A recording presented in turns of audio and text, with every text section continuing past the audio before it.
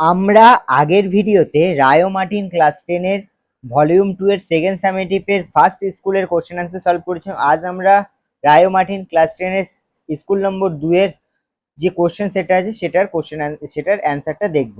তো ফার্স্ট আমাদের যে এমসিকিউ টাইপস এর কোশ্চেন আছে সেগুলোর কি সলিউশন হবে সেগুলো আমরা দেখে নেই। ফার্স্ট কোশ্চেন আছে, শান্তমণ্ডল বলা হয় কাকে? স্ট্র্যাটোস্ফিয়ারকে। বায়ুর আর্দ্রতা মাপক যন্ত্রের নাম হচ্ছে হাইগ্রোমিটার। ভূমধ্যসাগরীয় জলবায়ুতে শীতকালে বৃষ্টিপাত হয়। বেরিং স্রোত প্রবাহিত হয় প্রশান্ত মহাসাগরে। গঙ্গা, নর্মদা, গোদাবরী, তিস্তা নদীতে বানডাক আছে। তাহলে বানডাক কোন নদীতে আছে? গঙ্গাতে। ভারতের হেক্টর প্রতি ধান উৎপাদনে পাঞ্জাব প্রথম স্থান অধিকার করে। উদীয়মান শিল্প বলা হয় মোটর গাড়ি নির্মাণ শিল্পকে। 2011 সালে আদমশুমারি ভারতের জনঘনত্ব ছিল কত? 384 প্রতি বর্গ কিলোমিটার। এবার আমরা বিভাগ ক্ষয়ে শুদ্ধ আর অশুদ্ধ এই কোশ্চেনে এটাকে দেখে নেব, কোনটা শুদ্ধ আর কোনটা অশুদ্ধ। তো যে এটা প্রথম আছে, উল্কাপিণ্ড স্ট্র্যাটোস্ফিয়ার স্তরে পুড়ে ছাই হয়ে যায়, এটা কি? এটা হচ্ছে মিথ্যা বা অশুদ্ধ। ঠিক আছে, আমি অশুদ্ধতে শুধু অ লিখছি। ঠিক আছে, উষ্ণ সমুদ্র শীতল সমুদ্রের সাথে মিলনের হিমপ্রাচীর সৃষ্টি হয়, মোটেও না। অ্যান্সারটা লিখছি অশুদ্ধ। দুর্গাপুর ভারতের ম্যানচেস্টার বলা হয়, দুর্গাপুরকে বলা হয় না, বলা হয় আহমেদাবাদকে। এবার আমরা শূন্যস্থান পূরণগুলো দেখব। পৃথিবীর অ্যালবেডোর পরিমাণ কত? 34%। 34%। পৃথিবীর মুখ্য জল ও গৌণ জলের মধ্যে সময়ের ব্যবধান 6 ঘন্টা 13 মিনিট। ভারতের ড্যাশ শিল্পকে শিকড় আলগা ছিল বলা হয়? তথ্য প্রযুক্তি শিল্প। কোন জলবায়ু অঞ্চলে উষ্ণতার প্রভাব সবচেয়ে কম? নিরক্ষীয়। এই যে নিরক্ষীয়। কোন শক্তির প্রভাবে পৃথিবীতে গৌণ জোয়ার সৃষ্টি হয়? মহাকর্ষীয় শক্তির প্রভাবে। মহাকর্ষীয় শক্তির প্রভাবে। পৃথিবীর গম গবেষণাগার কোথায় অবস্থিত? হরিয়ানা। বলছে বাম দিকের সাথে ডান দিকটা মেলাও। তো আমি এখানে তোমাদের বাম দিকের সাথে ডান দিকটা মিলিয়ে দেখিয়ে দেই। তো প্রথম যেটা হবে সেটা হচ্ছে চিনুক। চিনুক হচ্ছে রকি পর্বত। আর ফন, এটা হবে তোমাদের আল্পস পর্বত।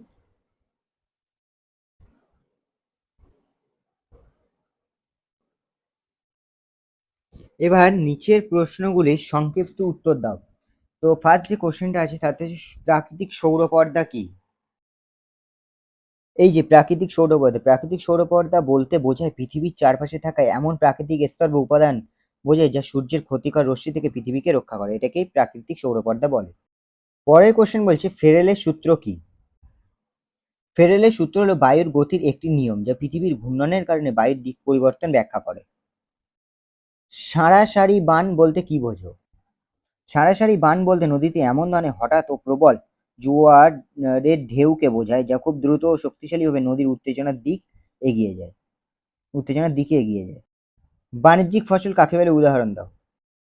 বাণিজ্যিক ফসল প্রধানত কৃষিভিত্তিক বাণিজ্য রপ্তানির জন্য যেসব ফসল উৎপাদন করা হয় সেই সব ফসলকে বাণিজ্যিক ফসল বলা হয়। ইঞ্জিনিয়ারিং শিল্প বলতে কি বোঝো? ইঞ্জিনিয়ারিং শিল্প বলতে বিদ্যুৎ, কৃষি ও শিল্পে ব্যবহৃত ছোট বড় ও হালকা ভারী যন্ত্রপাতি ও যন্ত্রাংশ থেকে শুরু করে পরিবহন যানবাহন সমস্ত শিল্পকেই বোঝায়। এই যে এই কোশ্চেনের অ্যান্সার। আউটসোর্সিং কি? এই যে আউটসোর্সিং। ঠিক আছে, তোমরা এখান থেকে এই পর্যন্ত অ্যান্সারটাকে পড়ে নেবে। আধুনিক যোগাযোগ ব্যবস্থা দুটি মাধ্যম লেখো। আধুনিক যোগাযোগ ব্যবস্থা দুটি মাধ্যম, মোবাইল ও স্যাটেলাইট। বৈপরীত্য উষ্ণতা বলতে কি বোঝায়? বৈপরীত্য উষ্ণতা এটি হলো এমন একটি অবস্থা যেখানে স্বাভাবিক নিয়মের বিপরীতে উচ্চতার সাথে তাপমাত্রা কমার বদলে বাড়ে। বৈশিষ্ট্য দুটো লিখতে হবে, নিচে ঠান্ডা উপরে গরম বায়ু। নিচে ঠান্ডা ও উপরে গরম বায়ু থাকে, বায়ু চলাচল কম হয়। আর কারণ কি? কারণ শীতকালে মাটির দ্রুত তাপ হারানো উপত্যকা অঞ্চলে বেশি দেখা যায়। অশ্ব অক্ষাংশ কাকে বলে?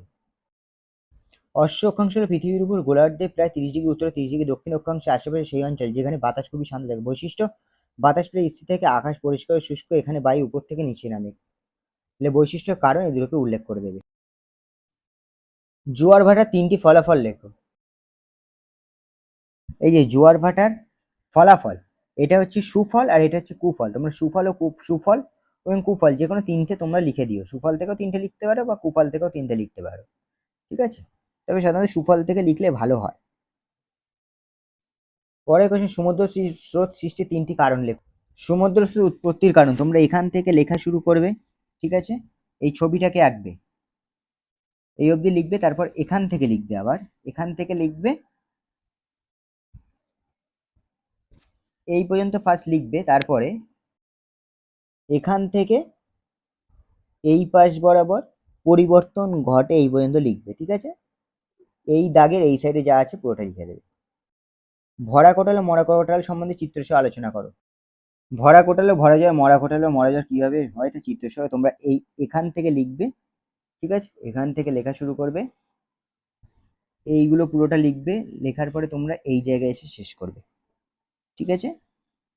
এখানে শেষ করবে এই জায়গায়। ভারতের চা চাষে অনুকূল ভৌগোলিক পরিবেশগুলো সম্বন্ধে আলোচনা করো।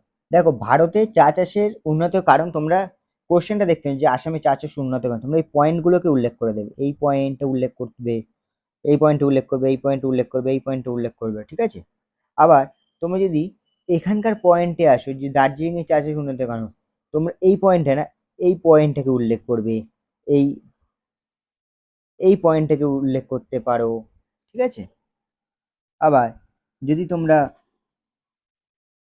উপযুক্ত জলবায়ু এই পয়েন্টটাকে উল্লেখ করতে পারো। ঠিক আছে? এই পয়েন্টগুলোকে যা যা লেখা আছে সেইগুলো লিখে দিলেই চা চাষের জন্য উন্নত কেন ভারতবর্ষ সেটা বোঝানো হয়ে যাবে। পূর্ব মধ্যভারতে লৌহ ইস্পাত শিল্পের এক দেশি ভবনের কারণগুলি আলোচনা করো। পূর্ব মধ্য ভারতে লৌহ শিল্প গড়ে ওঠার কারণ তোমরা এখান থেকে লেখা শুরু করবে, এই পর্যন্ত লিখবে, তারপরে এখান থেকে পুরোটা লিখে এইটা পুরোটা লিখে এই পর্যন্ত এসে লেখাটা শেষ করবে। ঠিক আছে? তো আজকে আমরা স্কুল নম্বর 2 এর কোশ্চেন অ্যান্সারটা সলভ করলাম। পরের ভিডিওতে আমরা বীরভূম জিলা হাই স্কুলের কোশ্চেন অ্যান্সারের সেট ঠিক যেভাবে সলভ করলাম 2 নম্বর স্কুলটা, ঠিক সেইভাবে স্কুল নম্বর 3 বীরভূম জিলা স্কুলের কোশ্চেন অ্যান্সারের সলভটা দেখাবো। যদি ভিডিওটা ভালো লেগে থাকে তাহলে অবশ্যই লাইক কমেন্ট সাবস্ক্রাইব করে দিও, পজিটিভ চ্যানেলের সাথে যুক্ত হয়ে থাকো। দেখা হচ্ছে পরের ভিডিওতে।